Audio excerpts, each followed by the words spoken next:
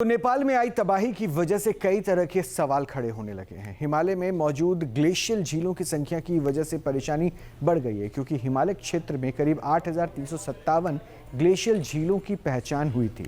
अब सवाल है कि क्या ये सभी झीलें खतरनाक है? क्या चीन की मैन मेड झील आने वाले दिनों में परेशानी बढ़ा सकती है? हिमालय में वाटर बम का सच।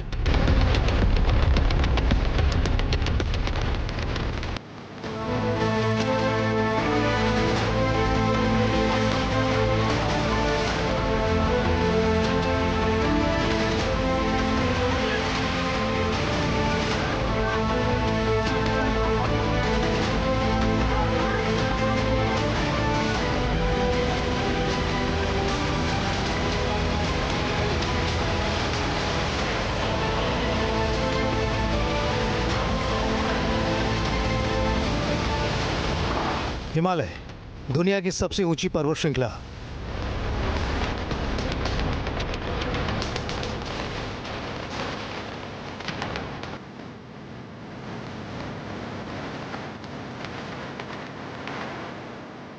जहां बर्फ है, ग्लेशियर है और इन्हीं ग्लेशियर से निकलती है एशिया की बड़ी नदियां।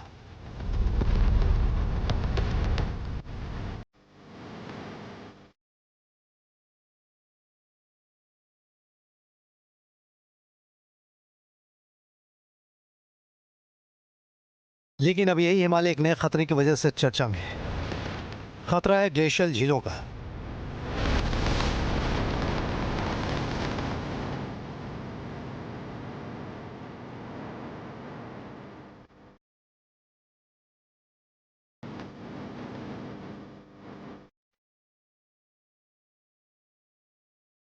अब सवाल यह है कि हिमालय में आखिर कितनी झीलें हैं?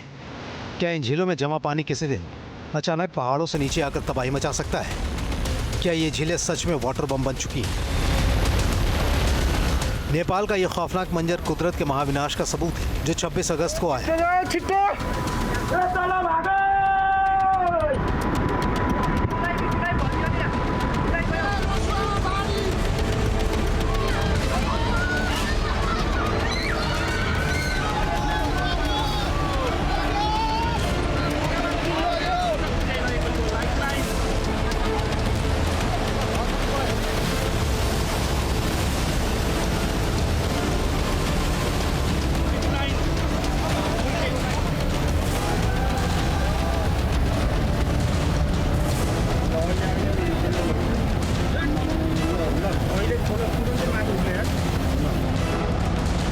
तिब्बत और नेपाल की सीमा पर ग्लेशियल झील के टूटने पर ऐसा सैलाब आया कि पूरे इलाके की रीढ़ तोड़ दी।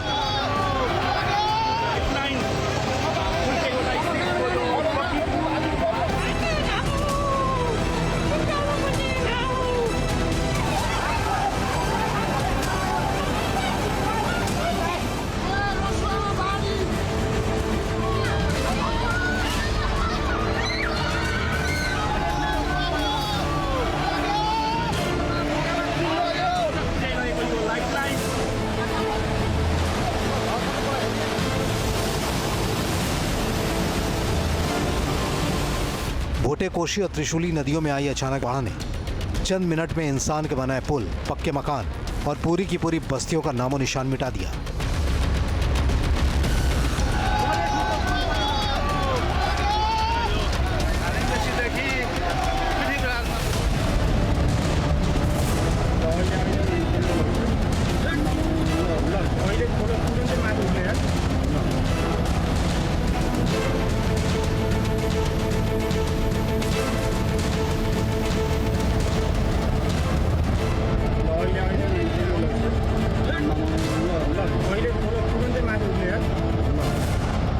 लाखों क्यूबिक मीटर पानी का यह सैलाब अपने साथ मौत और तबाही लेकर आया, जिससे हजारों लोग बेघर हो गए और सड़क बह गई।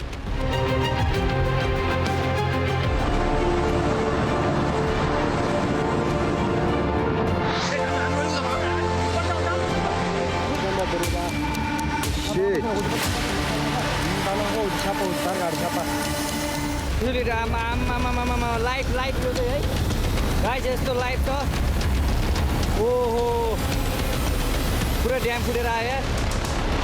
26 अगस्त की सुबह लोग जब अपनी दिनचर्या में लगे थे तभी एक ऐसा भयानक धमाका हुआ जिसने पूरे हिमालय को हिलाकर रख दिया। नदी में आया सैलाब जब पहाड़ों के सीने को चीर कर निकला तो नीचे की घाटियों की ओर बढ़ा और जो भी सामने आया उसका नामो निशान मिट गया।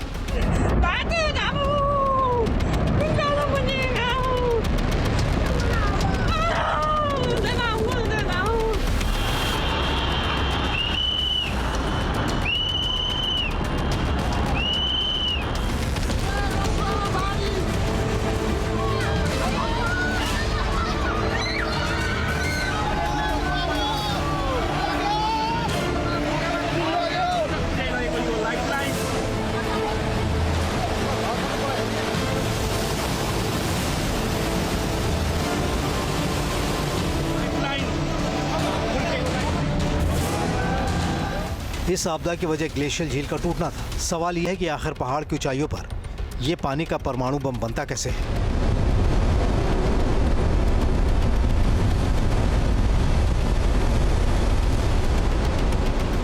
और सबसे बड़ा सवाल, क्या चीन ने तिब्बत में इतनी झीलें बना दी हैं कि भारत और नेपाल के लिए खतरा बढ़ गया है। इसके साथ ये भी समझना जरूरी है कि प्राकृतिक ग्लेशियल झील और इंसान की तरफ से बनाए गए जलाशय में फर्क क्या है। हिमालय और उससे जुड़े व्यापक हिंदुकुश हिमालय क्षेत्र में झीलों की संख्या तय करना आसान नहीं। हिमालय पर्वत श्रृंखला पश्चिम से पूर्व की ओर लगभग 2400 से 2500 किलोमीटर की लंबाई में फैली हुई है। इसका कुल क्षेत्रफल लगभग 5,95,000 वर्ग किलोमीटर है। ये मुख्य रूप से भारत, नेपाल, भूटान और चीन की तरफ से कब्जाया गया तिब्बत और साथ ही पाकिस्तान तक में फैला हुआ है। यही वजह है कि हिमालय पर मौजूद झीलों का आकलन करना आसान नहीं। मार्च 2026 में प्रकाशित एक वैज्ञानिक अध्ययन यानी comprehensive assessment of Himalayan glacial lakes के अनुसार हिमालय में करीब 8,357 ग्लेशियल झीलों की पहचान हुई थी। साल 2020 के सैटेलाइट डाटा के आधार पर ये आंकड़े तैयार किए गए थे। तो वहीं चीन नेपाल हिमालय क्षेत्र पर एक अलग अध्ययन में करीब 2,377 ग्लेशियल झीलों का आकलन किया गया।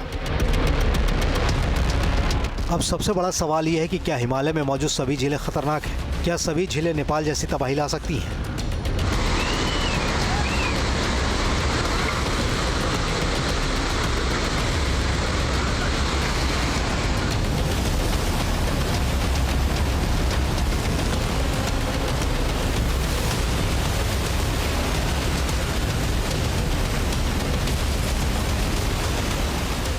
हिमालय में मौजूद झीलें अलग अलग तरह की हैं।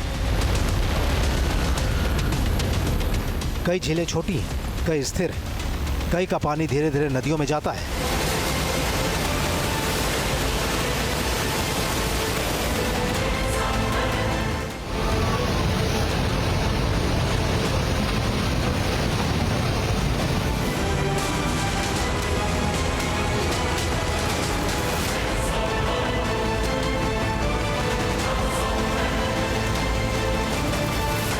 खतरा मुख्य रूप से उन झीलों से होता है जिनका पानी प्राकृतिक बर्फ, मलबे या मोरेन की कमजोर दीवार के पीछे जमा है।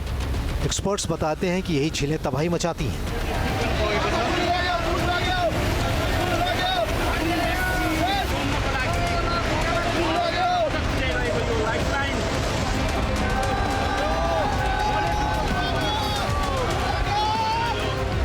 अब ये समझने की जरूरत है कि आखिर ग्लेशियल झील बनती कैसे है। इस सिस्टम को समझना बेहद ही जरूरी है। एक्सपर्ट्स बताते हैं कि जब ग्लेशियर पीछे हटता है तो उसके आगे या किनारे खाली जगह बनती है। इस खाली जगह में ग्लेशियर से पिघलने वाला पानी जमा होने लगता है। धीरे धीरे वहाँ एक झील बन जाती है। इसे कहते हैं ग्लेशियर लेक यानी हिम नदी झील। समस्या तब शुरू होती है जब झील के सामने कोई मजबूत चट्टानी बांध नहीं बल्कि बर्फ, पत्थर और मिट्टी से बनी मोरेन की दीवार हो। ये दीवार प्राकृतिक है लेकिन हमेशा मजबूत नहीं होती।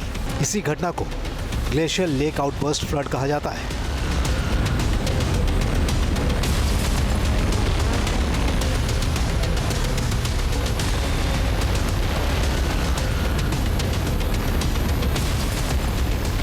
छब्बीस अगस्त को नेपाल और तिब्बत सीमा पर आई इस भीषण और विनाशकारी बाढ़ के पीछे शुरुआती तौर पर ग्लेशियर लेक आउटबर्स्ट फ्लड यानी ग्लेशियर की झील फटने की आशंका जताई गई थी। लेकिन हालिया सैटेलाइट इमेज और वैज्ञानिकों के विश्लेषण के अनुसार असली कारण एक विशाल ग्लेशियर का टूटना और उसके बाद हुआ भूस्खलन है। हालांकि अभी तक इस पर बहुत कुछ साफ साफ नहीं कहा जा सकता।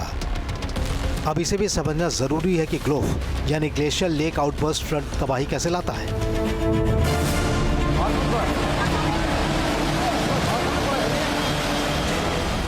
झील का पानी अचानक बाहर निकला, जिसके बाद नीचे की घाटियों में तेज बाढ़। और जब ग्लेशियर लेक आउटबर्स्ट फ्लड होता है तो बचने का मौका नहीं मिलता, जैसा कि नेपाल में हुआ। चीन ने क्या क्या कर रखा है इसकी सूचना पर बहुत ज़्यादा हम लोग कोई रिलायबल इन्फॉर्मेशन, कोई विश्वसनीय सूचना जब तक नहीं आएगी, आधिकारिक सूचना नहीं आएगी, तब तक सीधे तौर पर तो टिप्पणी हम नहीं कर सकते। लेकिन उम्मीद की जाती है कि अभी जो घटनाएं हुई हैं, खासकर नेपाल में जो तीसरा देश है, भारत भी आने वाले समय में प्रभावित हो सकता है। तो हम उम्मीद करते हैं कि सरकारें भी क्रियाशील होंगी, प्रयत्नशील होंगी कि भारत, चीन, नेपाल, भूटान, ये बर्मा, ये आपस में मिलकर कुछ ऐसा तंत्र विकसित करेंगे जिससे आने वाले संभावित खतरों को कम किया जा सके। नेपाल में जब से त्रासदी आई है, तब से लगातार हिमालय में मौजूद ग्लेशियर झील के बारे में चर्चा हो रही है। हिमालय में ग्लेशियर पिघलते थे, फिर आज चिंता इतनी ज्यादा क्यों है?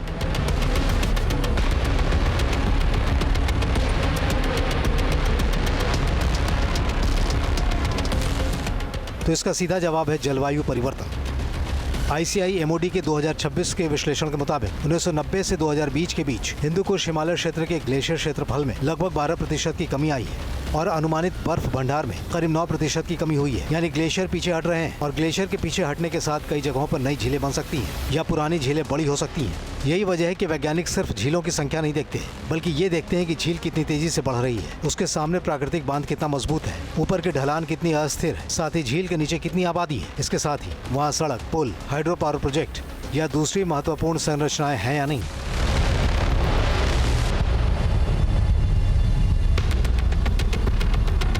नेपाल में जब तबाही आई तो काफी नुकसान हुआ। 13 पावर प्रोजेक्ट को नुकसान पहुंचा है। जानकारी मिल रही है कि ग्लेशियर बम फटने के बाद नदी का जलस्तर अनुमानित तौर पर 50 से 100 फीट से ज्यादा बढ़ गया और भोटे कोशी के साथ ही त्रिशूली नदी अपनी सामान्य चौड़ाई से लगभग 5 गुना ज्यादा चौड़ी हो गई, जिसने एक बड़े इलाके को पूरी तरह निगल लिया।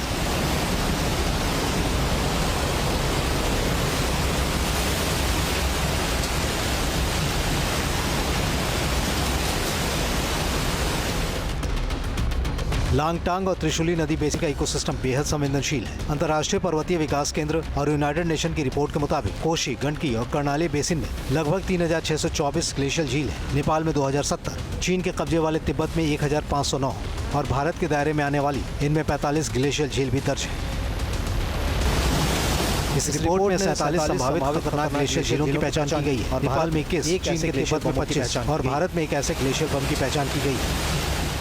ग्लेशियर बम किस हद तक घातक हो सकते हैं, इस तबाही ने उसकी हकीकत जाहिर कर दी है। बताया जा रहा है कि बाढ़ आने से कुछ समय पहले ही तिब्बत में 4.4 तीव्रता का भूकंप दर्ज किया गया था। हालांकि शोधकर्ता और अधिकारी पता लगाने में जुटे हैं कि क्या इस झटके की वजह से ऊंचाई वाले इलाके को अस्थिर करने और शुरुआती हिमस्खलन को पैदा किया। फिलहाल इसकी तफ्तीश हो रही है। हिमालय में ग्लेशियर पिघलने से बनी झीलें टाइम बम या ग्लेशियर बम कहलाती हैं और ये अब घातक बन चुकी हैं।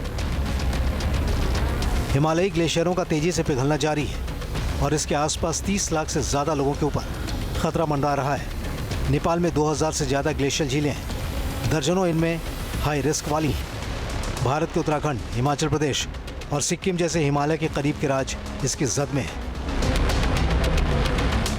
2021 में चमोली और 2023 में सिक्किम इस कयामत को झेल चुके हैं। भारत में हिमाचल प्रदेश, उत्तराखंड, सिक्किम, लद्दाख, अरुणाचल प्रदेश और दूसरे हिमालयी क्षेत्रों में भी ग्लेशियल झीलों पर नजर रखना जरूरी है, क्योंकि जब से नेपाल में तबाही आई है पूरी दुनिया में इसकी चर्चा हो रही है, खासकर चीन की चालबाजियों को लेकर। वैसे तो तिब्बत और हिमालय में बड़ी संख्या में ग्लेशियल झीलें प्राकृतिक भूगर्भीय और जलवायु प्रक्रियाओं से बनी है। इनका निर्माण मुख्य रूप से ग्लेशियर के पीछे हटने और बर्फ पिघलने से जुड़ा है। चीन ने तिब्बत में बड़े पैमाने पर हाइड्रो पावर परियोजनाएं और मानव निर्मित जलाशय बनाए हैं, जबकि कई परियोजनाएं निर्माण या योजना के स्तर पर ये झीलें खतरनाक हो सकती हैं।